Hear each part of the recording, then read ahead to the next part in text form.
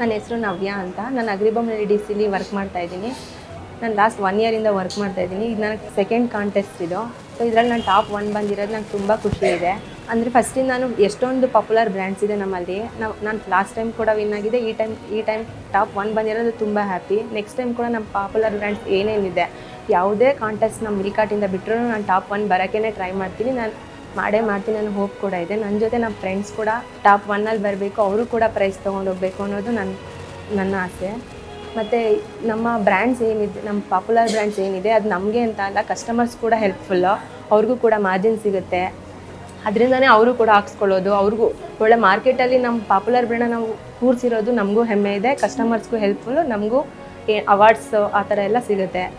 ನಮ್ಮ ಫ್ಯಾಮಿಲಿನೂ ಹ್ಯಾಪಿ, ನಾವು happy, Milkart happy, customers happy. Thank you so much.